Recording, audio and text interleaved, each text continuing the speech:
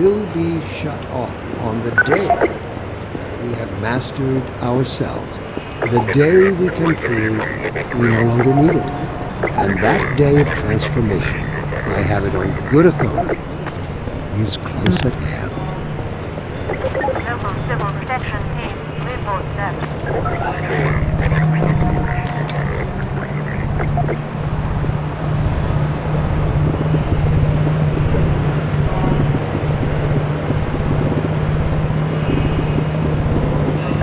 The Citadel. We wanted the player's first view of Citadel.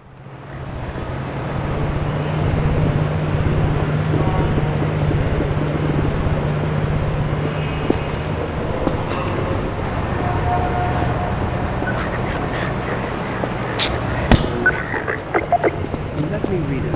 You can't be seen talking to each other. Why has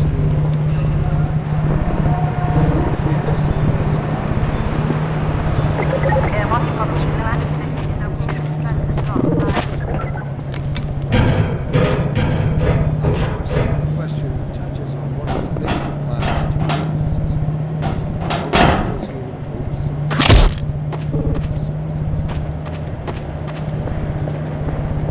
Closed captions.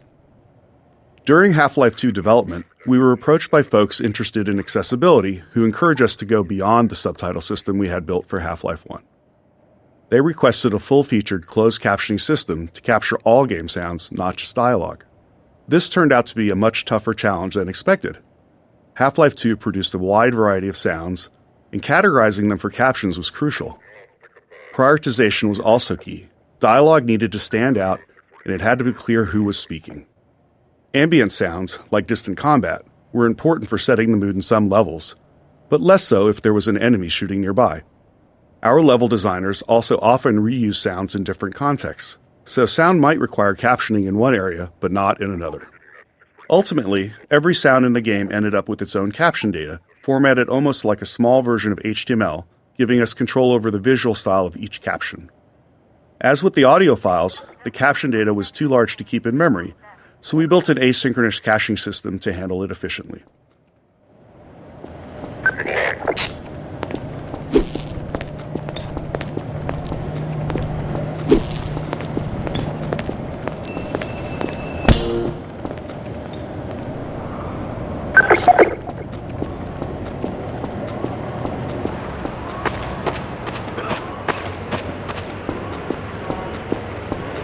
Physics simulation. Even though we began Half-Life 2 with a functional third-party physics simulation, it still took us years of additional work both on the simulation itself and its integration into the game until we felt like we could meet our designers' ambitions. Maintaining a shippable level of quality and performance was something we knew would be a challenge along the way, but the more subtle issue was actually figuring out what to simulate and to what extent. We can't simulate everything, and even if we could, there are game design reasons why the experience is better when we don't. In many cases, we deliberately bend the simulation to improve the player's experience. These adjustments usually go unnoticed because they align with player intentions. For example, we disable collisions between the player and large objects to let them turn in narrow spaces, or we tweak the Combine rifle's alternate fire to gently guide the Combine ball toward enemies, making it more effective. Crate Baby. This small baby doll has a long legacy. During the long months of internal testing, some of the team turned it into a challenge, a way to make the 47th playthrough of a game a bit more fun. They'd place the doll inside of a nearby blue crate and see how far they could carry it throughout the game. After Half-Life 2 launched, the community started carrying Crate Baby as well, adding their own stories and rules to the mix. A few years later, while working on Episode 2, this was the inspiration for the Little Rocket Man achievement, where players had to carry a garden gnome dubbed Gnome Chomsky throughout the entire episode.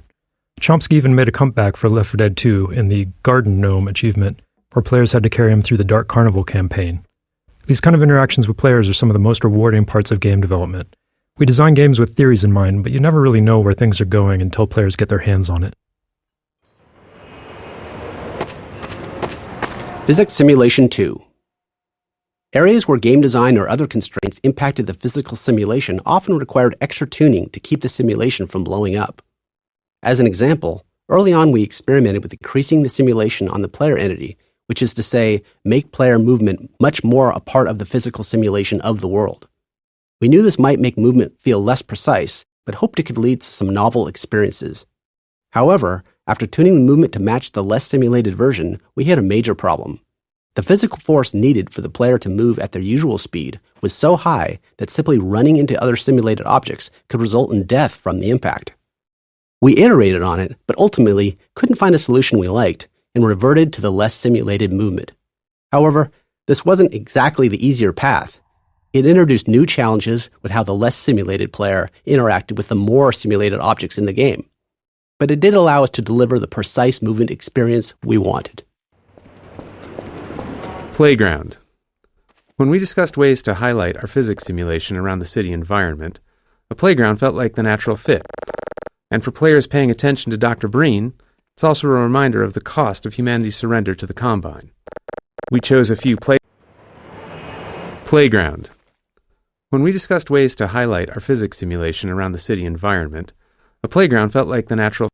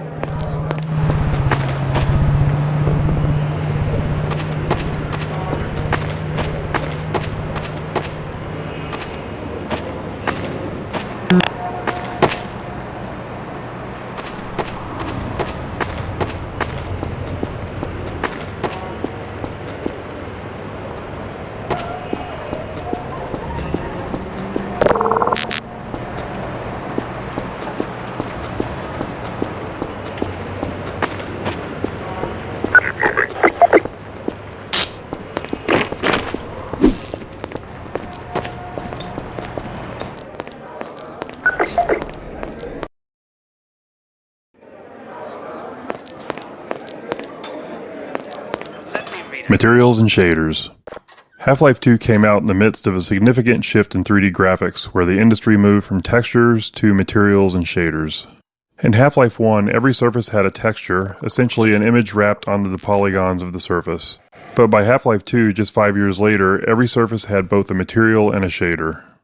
The shader was a lump of code that customized how the surface was rendered. The material defined properties for how the surface behaved physically and how it responded to gameplay features. It also held references to textures and other parameters for the shader to use for rendering.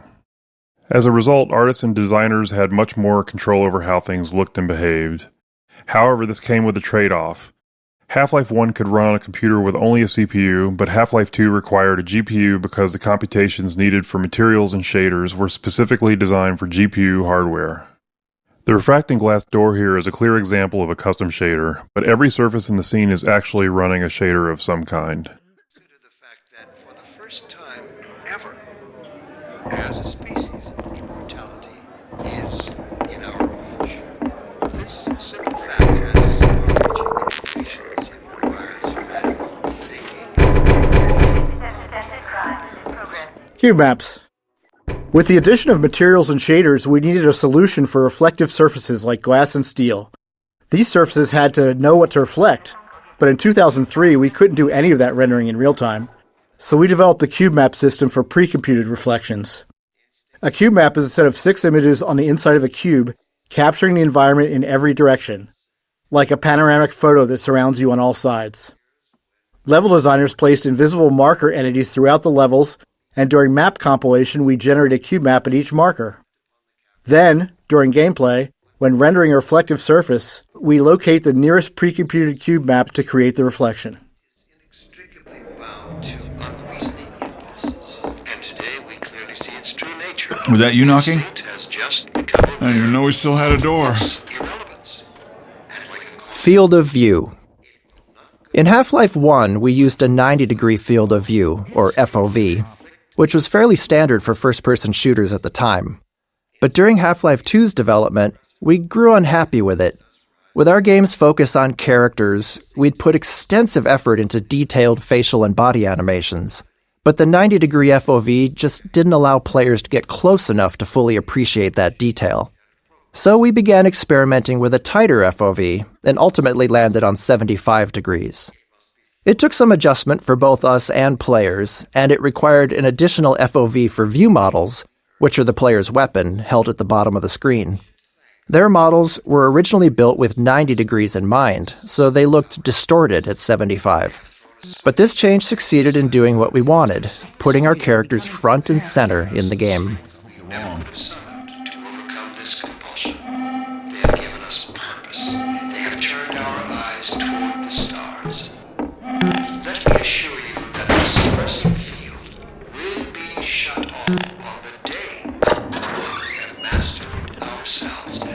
Reference maps.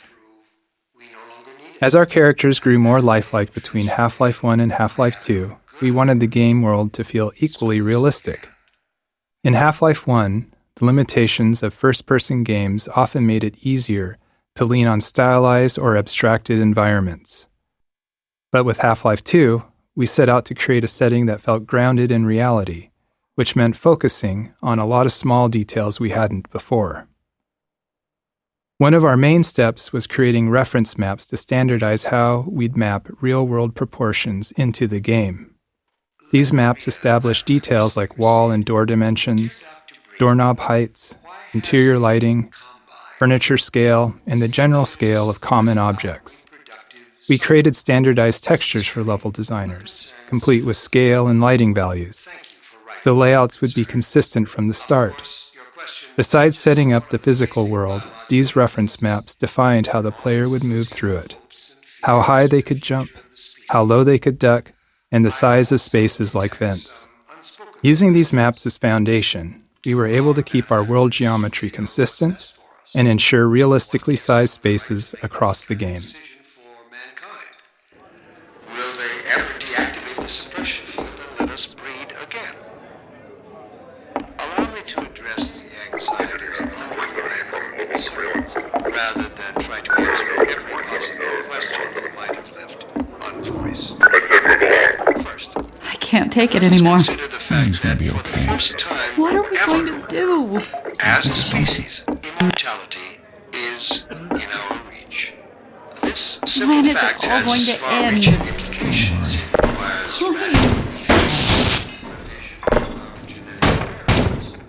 it also requires planning and formal interaction to our neural precincts. I find it helpful at times like these to remind myself. Missing material. Early on in developing our low-level graphics code, we realized it would be difficult to spot polygons that weren't rendering due to a missing texture. When this happened, you'd typically just see black where the polygon should be, which could easily go unnoticed in darker scenes. To catch this bug more reliably, we created an error texture that would be visually unmistakable and generated automatically whenever a texture failed to load. This gave rise to the now iconic purple and black checkerboard texture, which has since taken on a life of its own well beyond Half-Life 2.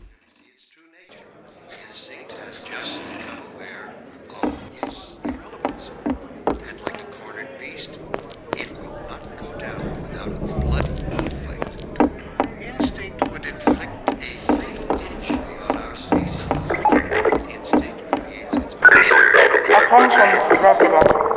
Miscount detected in your block. Cooperation with your civil... The raid. The section ahead, where the Metro cops raid the apartment while the player is inside, took a lot of iteration to get right. Generally, we design Half-Life to let players set their own pace, since people move through the game in a variety of ways. Some players run, ignoring anything that doesn't seem like a threat, while others methodically poke at everything. So, whenever we need to force a specific pace, it's always a challenge to ensure players perceive that pace and naturally play along. Since this is the first time we do this, we had to put in a lot of work to make it clear to the player that they needed to move quickly, and there's no time for exploration here.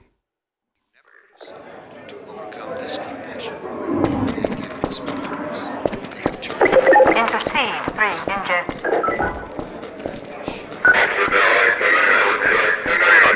Hey, you! In here! The Raid 2. In addition to making sure the player felt the pressure to move forward, we had to ensure the raid itself was foolproof. There couldn't be any way for the player to avoid it or double back past the Metro cops. The real challenge wasn't that players would try to break the scene, but that many would panic and run in random directions once they realized they were under threat for the first time. This moment requires a delicate balance. We wanted a heart-pounding escape, the sense of real danger, but we wanted players to make it through on their first try and feel like they escaped by the skin of their teeth. To achieve this, we kept the path ahead clear and reminiscent to the one they had just taken through the previous floor. A series of carefully placed triggers controls the threats appearing ahead and behind, maintaining the pressure while still giving players enough time to stay ahead of their pursuers.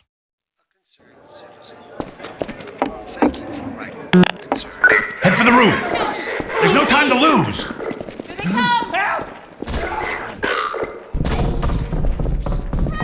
Attention, residents. This block contains potential civil infections. Info. Cooperate. Assemble. Get in here, quick! Keep moving! Head for the roof!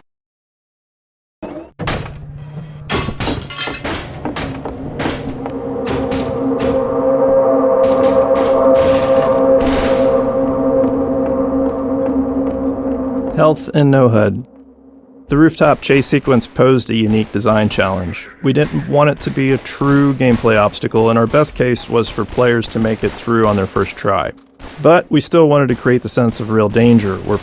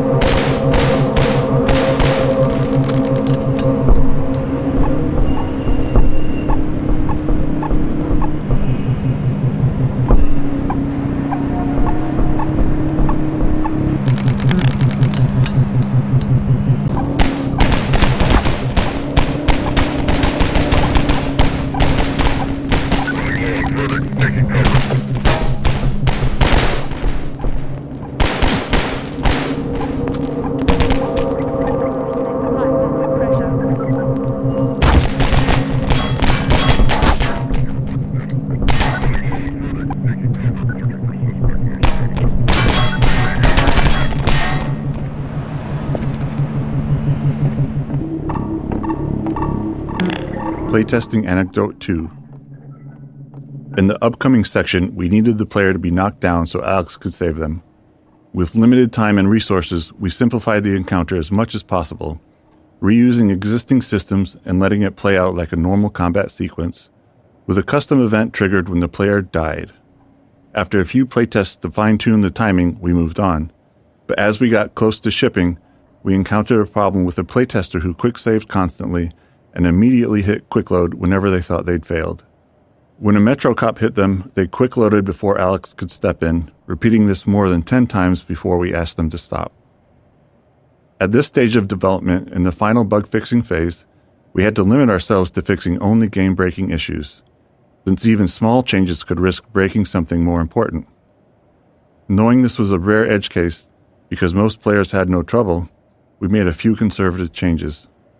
We shortened the delay between the knockdown and Alex's first line and changed the fade-out color to white instead of black, which wasn't ultimately that useful since players hadn't died enough yet to associate black with death. We considered disabling quick load for the few seconds that the scene plays out, but we were worried that could introduce a bug where quick load became disabled permanently.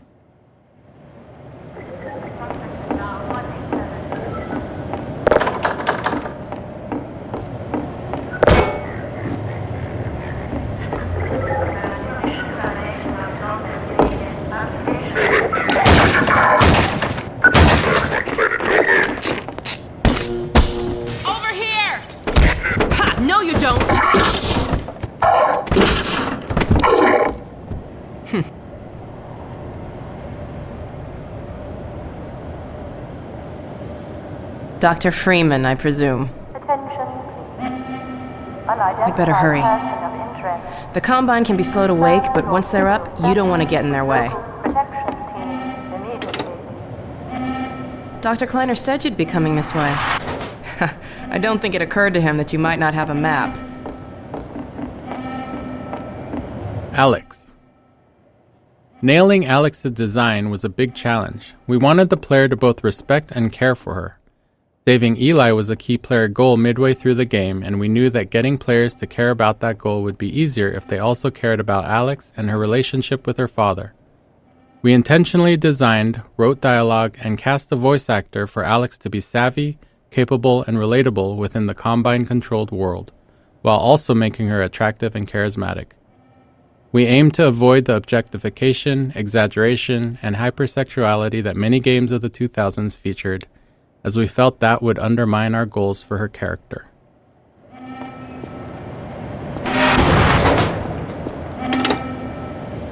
I'm Alex Vance. My father worked with you back in Black Mesa. I'm sure you don't remember me, though. Man, a few words, aren't you? NPCs on elevators. We often spend a significant amount of time solving problems that players might not even notice. Many of these are subtle design challenges, while others stem from multiple systems interacting with each other. For example, getting non-player characters to ride in elevators posed a complex problem because it involved various systems, NPC AI decision-making, navigation planning, and movement simulation, to name a few. Additionally, the elevator itself had its own simulation requirements unrelated to NPCs. One of the more subtle challenges came from the fact that we simulate NPCs at a slower rate than we simulate elevators. This meant that NPCs on a descending elevator would simulate to make sure they were properly standing on the elevator, and then the elevator would simulate a few times, each time moving further down the elevator shaft, subtly leaving the NPC behind. Shortly after that, the NPC would simulate a second time and pop itself down on the elevator floor once again. You can imagine that it was hard to take Alex seriously when she was constantly falling down in small increments while talking to you. Interactive storytelling.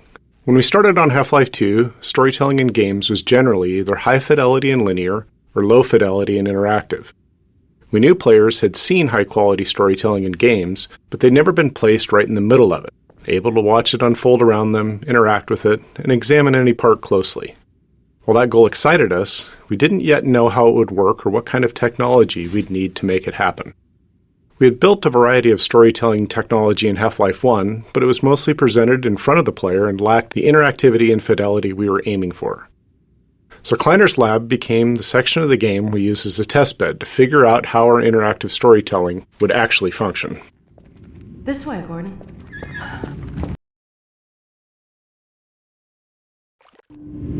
Funny, you showing up on this day in particular.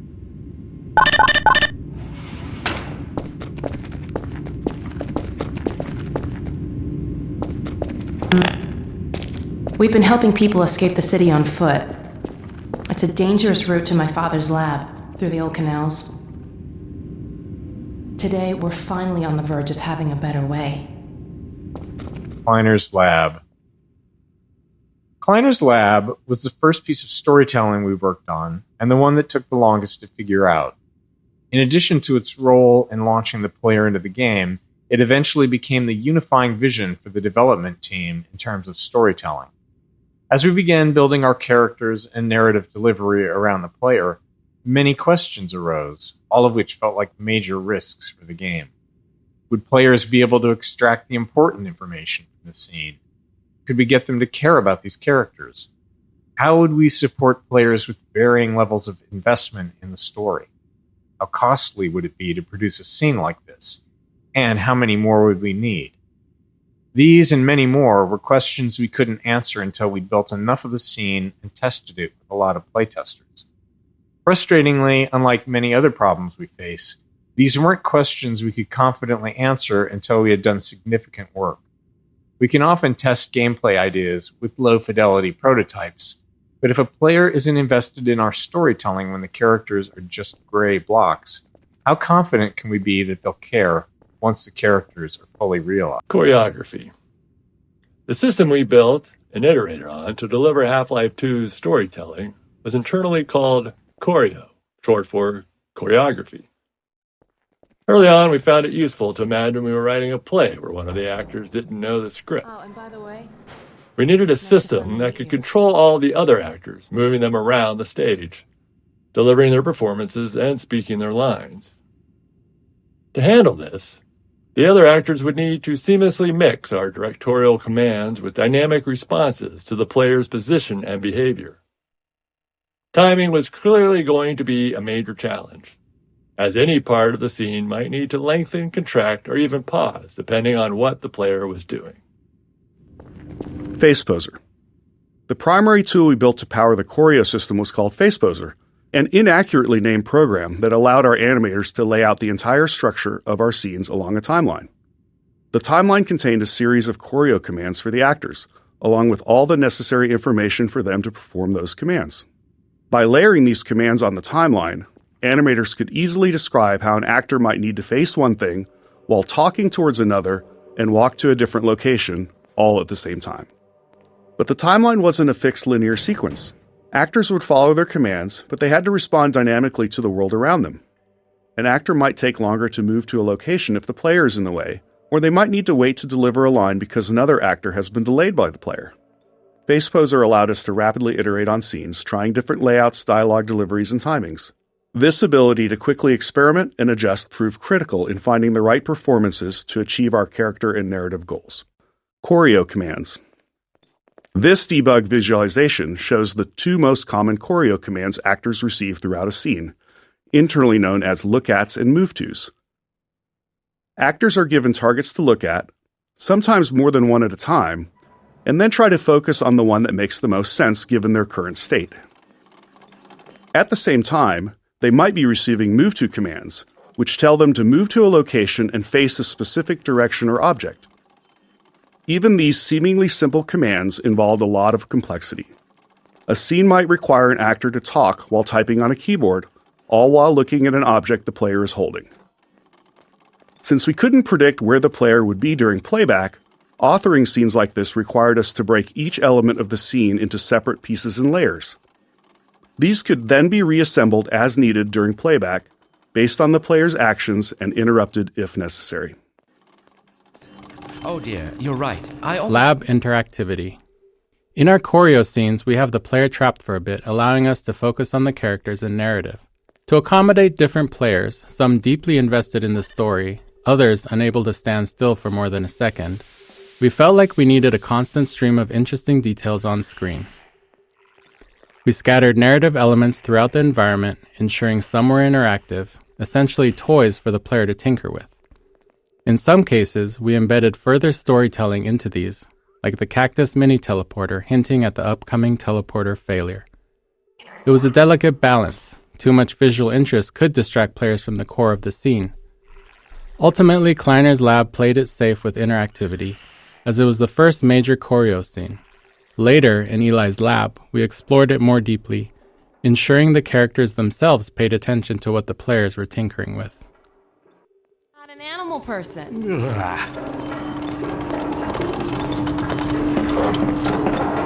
Well, Gordon, go ahead.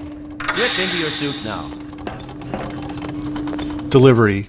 It took a lot of iteration and playtesting to strike the right balance of information and emotional connection in our major choreo scenes.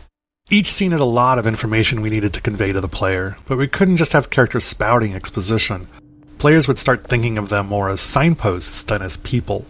We needed to take the time to let the characters interact with each other, allowing the player to observe the relationships. At the same time, we had to expand upon the world, giving the player a sense of everything that had happened while they were gone. All this had to be done carefully, without taking too long.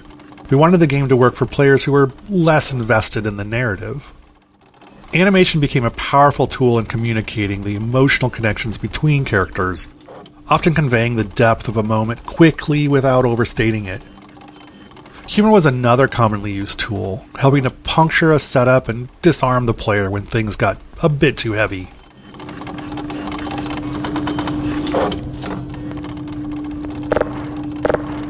Writing.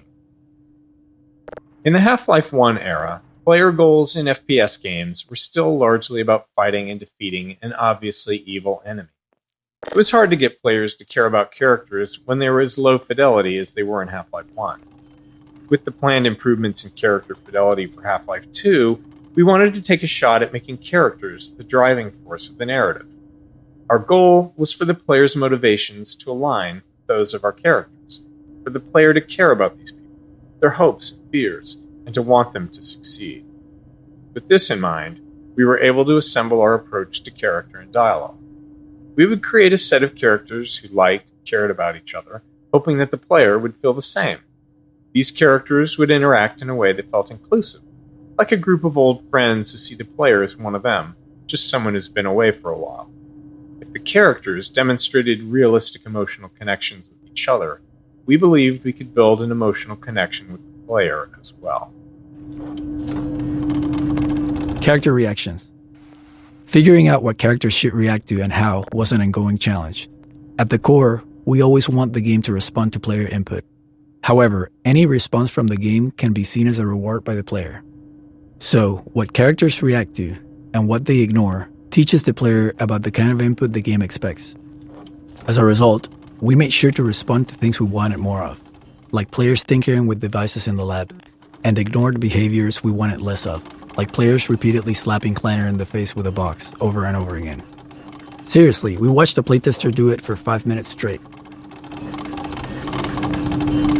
Archetypes. We wanted to create narrative links between Half-Life 1 and Half-Life 2 through our characters.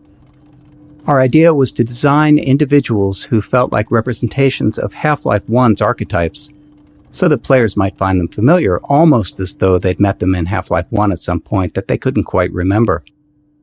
We based Dr. Kleiner on the scientist model we felt was the most iconic, and his personality was largely shaped by Hal Robbins, whose voice and performances had defined the Half-Life 1 scientists. One day, when we were in the thick of trying to figure out this character, Dr. Kleiner's face came into focus as we happened to share an elevator with an accountant from an office on another floor of our building. And looking at him, it was clear that this is Dr. Kleiner's face. Luckily, he was receptive when we asked if we could photograph him for a video game character.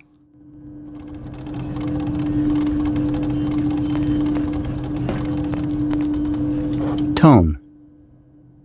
Setting the right tone for our characters and their dialogue was critical. We aimed for a respectful, almost pleasant style of interaction with the player, while avoiding anything that felt too subservient. This balance was especially tricky with Alex, who needed to support the player without compromising the strength of her character, something we felt was crucial for players to respect her. Her relationship with Eli was a core driver of the player's motivations, so it was important that players liked her and wanted to help her. We also wanted to contrast the warmth and camaraderie between the player's allies against the hostilities of Breen and the Combine, inspiring a sense of righteous indignation in the players for the battles ahead. Animation. Constructing believable human motion for our characters out of many discrete layers of animation required a lot of technological iteration. Even simple actions like turning to look at something or walking to a location became more complex when combined with the need to dynamically respond to the player and the requirements of choreo commands. For example, turning to look at something had to be fully decomposed, allowing a character to use any combination of its eyes, head, shoulders, upper torso, or full body to face a target. In Half-Life 1, human characters had their bodies separated into upper and lower halves, allowing them to walk in one direction while facing another. However, this approach was too abstract for Half-Life 2's characters. Instead, our animators created walking animations in all 8 directions of the compass, which could then be smoothly blended together at runtime.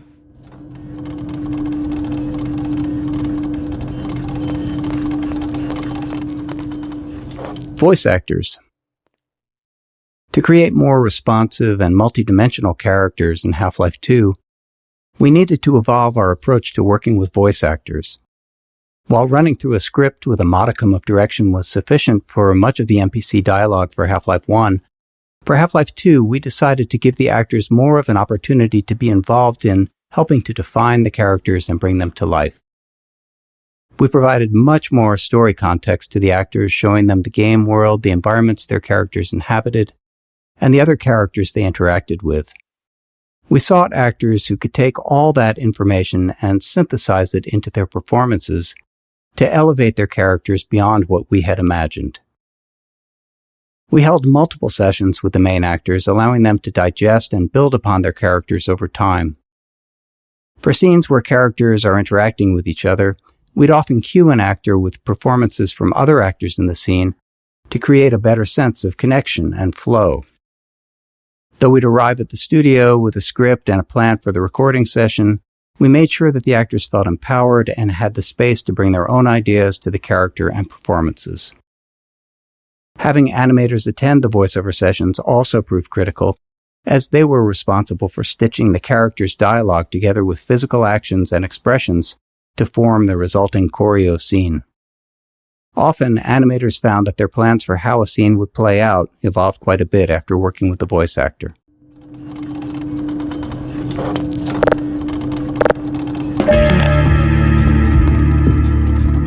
Well, Gordon, I see your HEV suit still fits you like a glove. At least, the glove parts do. I've made a few modifications, but I'll just acquaint you with the essentials. Now, let's see. The Mark V Hazardous Environment Suit has been redesigned for comfort and utility. Oh dear. Doc, we don't have time for this. At least get that suit juiced up, Gordon. Good idea. There's a charger on the wall. I've modified your suit to draw power from Combine energy outlets, which are plentiful wherever they patrol. Meanwhile, let's get this show on the road.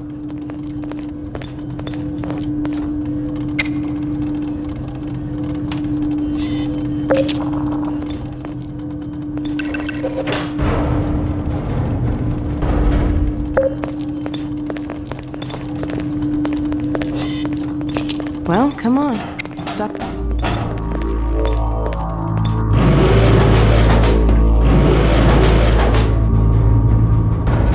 Gordon, why don't you position yourself near the panel over there and wait for my word? Isaac, are you there?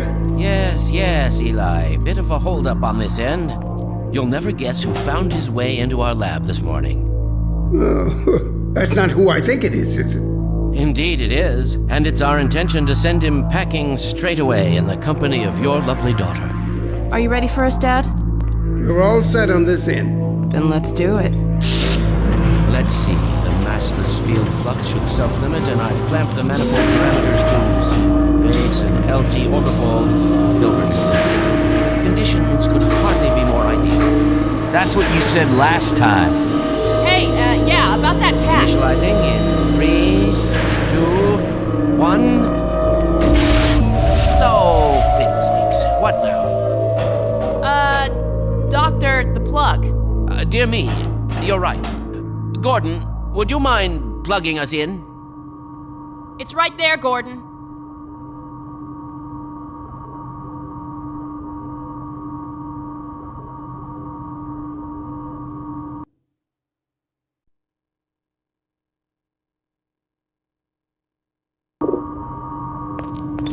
There. Monitors. We use monitors a lot for storytelling in Half-Life 2 in the episodes, so much so that we even make fun of ourselves for it. The problem is they're just too damn useful. They're fantastic for expanding the world by showing events happening elsewhere, and they provide an easy way to have characters talk without needing to explain how they all got to the player's location. Anyone who's ever written any kind of story, especially one with an ensemble cast, understands the unique frustration of trying to create natural reasons for all of your characters to come together in the same place. In this case, we were really happy with how the monitor allowed Alex to teleport away and then quickly appear in Eli's lab, making everything feel real and connected. Alex's kiss. It's a small moment, but Alex's kiss on Eli's cheek was important. Eventually, we're going to ask the player to save Eli, and we want them to care about him. To build that emotional connection, we needed to show the warmth and affection between Alex and Eli. We didn't want to oversell it with dialogue or make it too big of an event. It had to feel genuine, not performative. And we were able to iterate on the subtleties of this moment until it struck just the right note. Scene interactivity. At certain points in our choreo scenes, we require the player to take action. Beyond simply giving them something to do and keeping them engaged, these moments served a few key purposes. First, they allowed the player to catch up even if they'd been distracted by something else in the environment. The scene could safely pause until the player completed the task, ensuring they were back and paying attention. At the same time, it let us position the player where we needed them, which was useful for framing the scene and making sure they saw something important. In some cases, we got double value out of these moments by using them to train the player. Here, they're learning to interact with plugs and sockets, a skill they'll need for puzzles later in the game.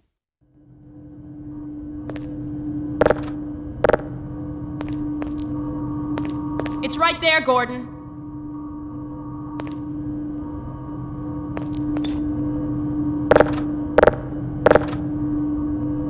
There. Monitors. We use monitors a lot for storytelling and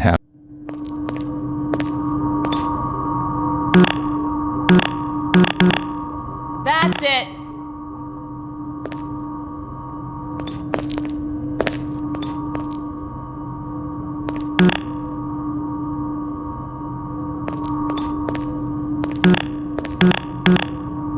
It's right there, Gordon.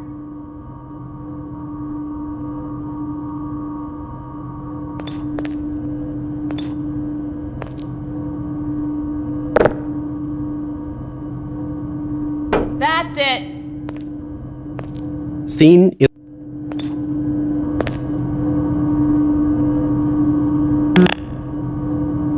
There. Excellent. You gonna let Gordon throw the switch? Gordon, go right ahead.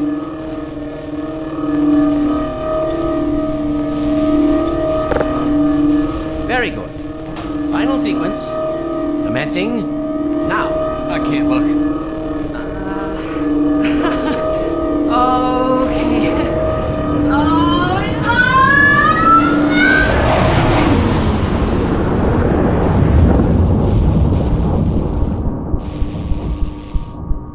Well, did it work?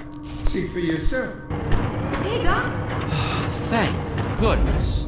My relief is almost palpable. Fantastic work, is it? Well, I can't take all the credit. Dr. Freeman proved an able assistant. Let's go ahead and bring Gordon through now. Right you are. Speak to you again in a few moments. Good job, Gordon. Throwing that switch and all. I can see your MIT education really pays for itself. All right, Barney. Your turn. Gee, thanks. Gordon, as soon as you're in position, we'll send you to Eli's. And not a moment too soon.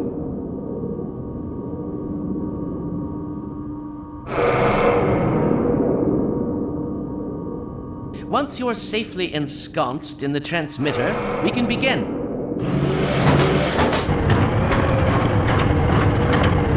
Excellent. Initializing in 3, 2, 1. Barney, if you'd be so kind. Good luck out there, Gordon. Yes, indeed. We're ready to project you, Gordon. Bon voyage, and best of luck in your future endeavors. Final sequence. The hell? What is it? It's your pet, the freaking headhopper! Rar, ready? No! There he is! Is Lamar with him? Forget about that thing! He's coming through, Dad. What's going on here? I'm not sure. It seems to be some kind of interference. Gordon, stay put. We'll get you out of there. Something's drawing him away. What's the meaning of this? Who are you? How did you get in here? Hey, take this back! I'm getting him out of there. That's a wade into the field. It will peel you apart. Just lost Gordon. What's going on? I wish I knew. I'm encountering unexpected interference. Don't worry, Gordon. There he is. Oh, we're losing him again. The man I saw. I'm all but certain it was Gordon Freeman.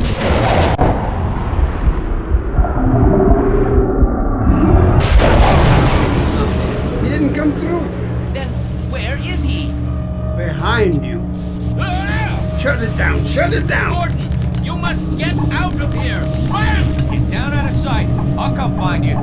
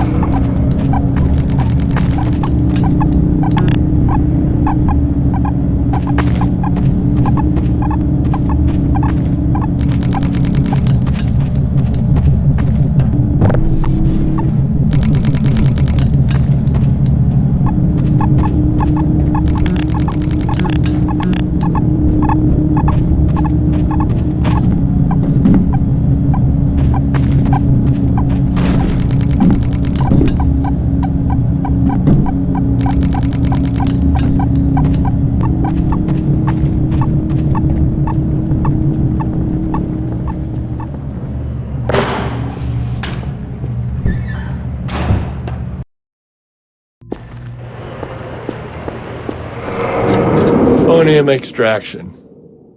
Another critical tool we built into FacePoser was the phonium editor. It processed the voice actors' dialogue lines and extracted phoniums to generate basic lip sync animations for our characters. For the hero characters, our animators used this as a starting point to create high-quality custom animations for each dialogue line, incorporating full facial animation. However, in a dynamic choreo scene, the animators wouldn't know exactly what the rest of the actor's body would be doing. This meant it required careful layering of choreo commands and timings in FacePoser, while still maintaining the actor's ability to dynamically respond to the player. Hey, Gordon!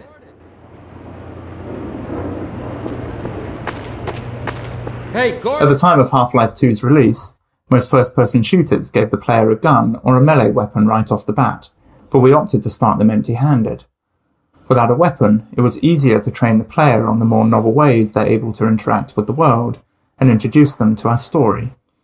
We wanted the player to transition from fugitive to the aggressor, and arming them at the right time created that moment naturally. By the time they finally get a weapon, they're done running away. They say sometimes the best way to win is to walk away, but we all know that's not true. The best way to win is to run towards something while shooting at it.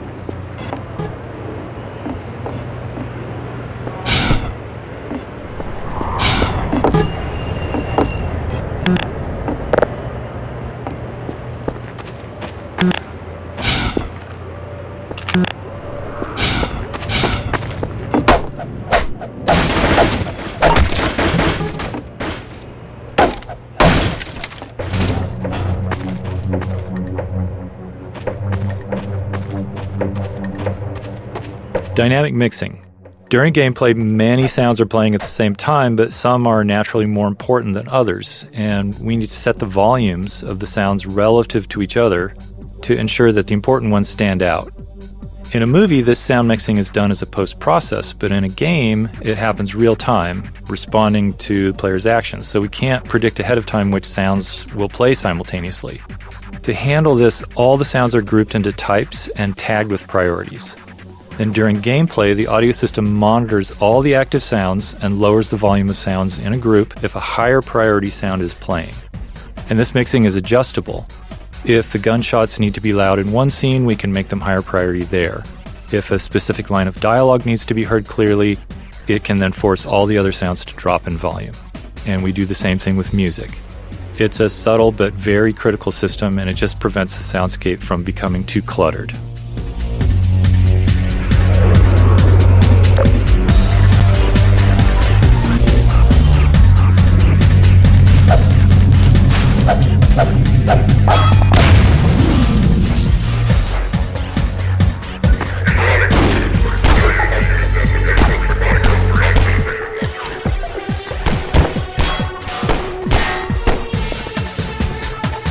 Bullet audio.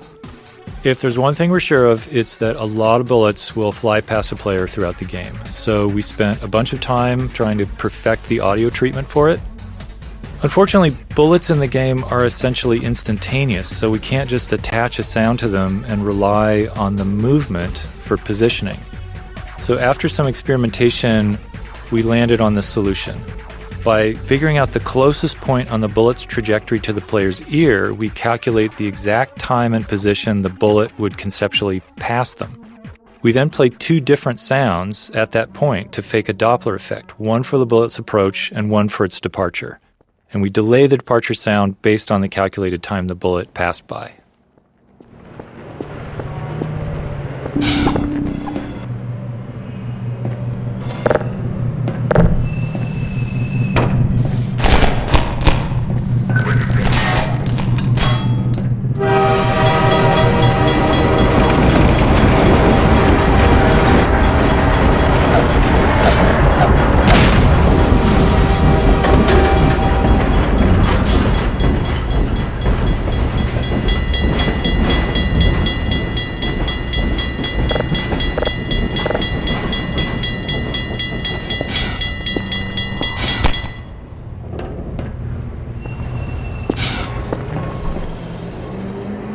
Audio caching.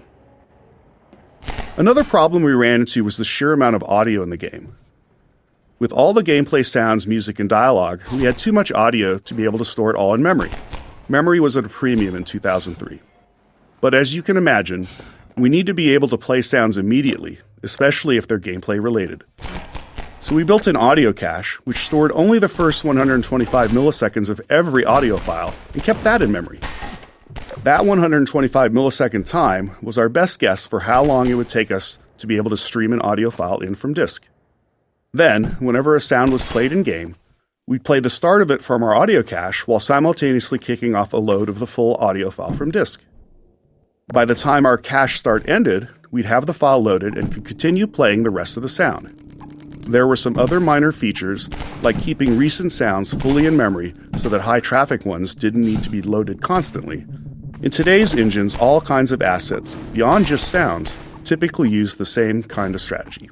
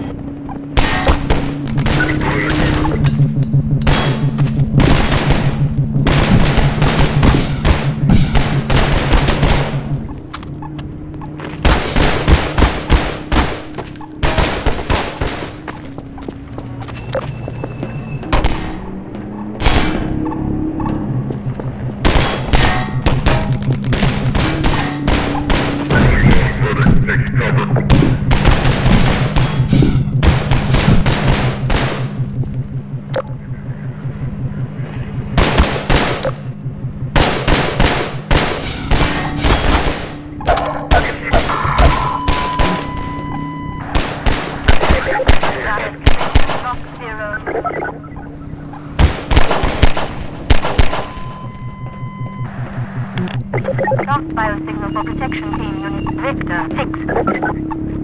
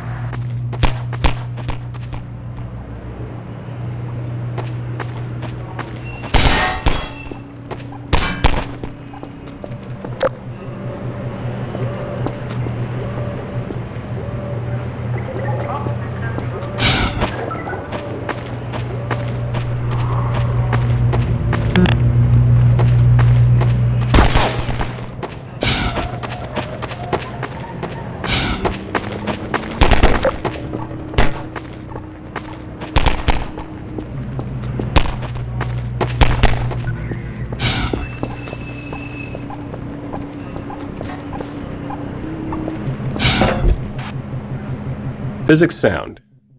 Getting physics to feel right for the player meant that the sounds produced by physics had to sound right too.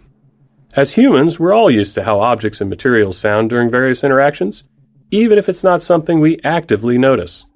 While we knew we couldn't account for everything, we wanted to focus on the details that contributed most to making our physics sound realistic. We started with per-object sounds for collisions and impacts. This allowed an object like a wooden crate to have custom sounds when it collided with other objects or classes of objects. Next, we began dynamically modifying these sounds based on the characteristics of the physical event, such as the masses involved and the force of the collision. This worked great for collisions, but didn't hold up in other interactions like objects scraping against each other. In reality, a wooden crate makes a different sound when it scrapes against a wall versus when it's thrown against that same wall. Let me tell you, nobody has done more research on the nuances of a wooden crate's physical properties than us. To get what we wanted out of these interactions, we implemented per-material collision sounds, metal against wood, metal against metal, and so on. These sounds were also dynamically modified based on details like material hardness or type of metal. Getting this system to sound right required countless small tweaks, which we could only identify once it was running. We also experimented with custom sounds for rolling objects, but ultimately cut the feature because we weren't happy with the results.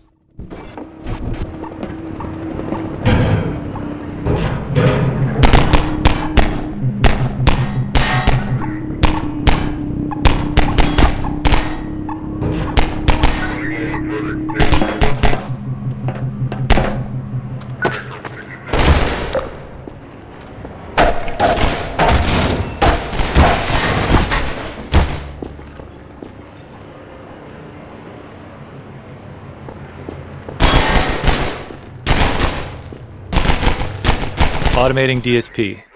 All the sounds the player hears are processed through our Digital Signal Processing System, or DSP. And this just refers to how audio is altered to reflect the environment the player is in. For example, the same sound will differ when heard in a parking garage, a small room, outdoors. In Half-Life 1, we manually placed invisible nodes throughout the world to define these DSP settings for each space. For Half-Life 2, we knew that manual placement was just going to be way too time-consuming, especially since we wanted a larger game, and we still only had one audio person on the team. So we built a system that automatically determines the DSP settings around the player in real time. It does this by analyzing the space around the player, assessing the volume they're within. It examines the materials that make up the environment, basically. And then the system matches that space to one of the 25 hand-authored basic DSP types. We adjust some parameters, and we create the fully detailed DSP that modifies the sounds the player hears.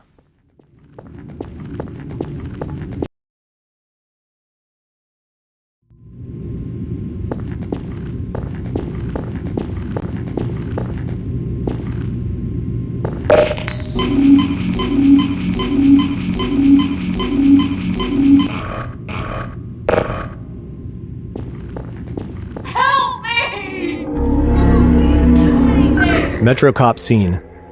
This is another scene designed to make it clear that the Metro Cops are the bad guys, except this time the player has a weapon and can finally do something about it. That something comes out of the barrel of a gun. We knew we needed the player to feel righteous, and this moment was part of creating that. The Metro Cops are still human, unlike the rest of the Combine in the game, so we felt like we had to go the extra mile in making sure the player's actions felt like justice and not just wrath. Going!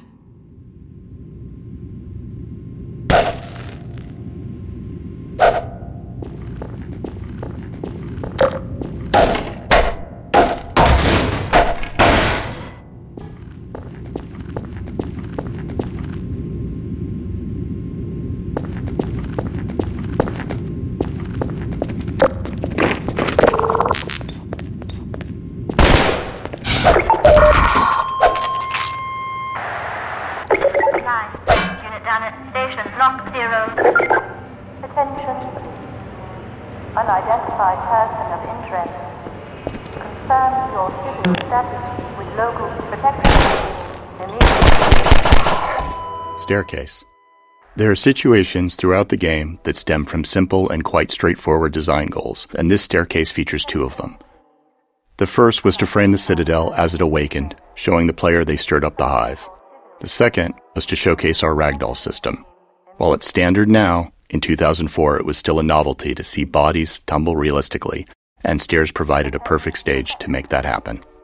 Status invasion in progress in this community. Response, isolate, inquire.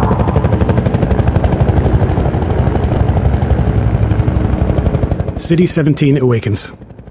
The early train station section was designed to make the city feel indifferent toward the player, as if Gordon is just another nameless, faceless citizen, ripe for subjugation. But during the tenement raid and rooftop chase, the city identifies the player as an anomaly and starts to stir. Now, with the player as the aggressor, the city fully turns its attention on them. The Overwatch PA system, first heard during the raid, played a key role in delivering this message. If players listen closely, there's a lot of information about the city's awareness. Even when players didn't pay attention, though, the audio treatment still conveyed the emotional message we were aiming for.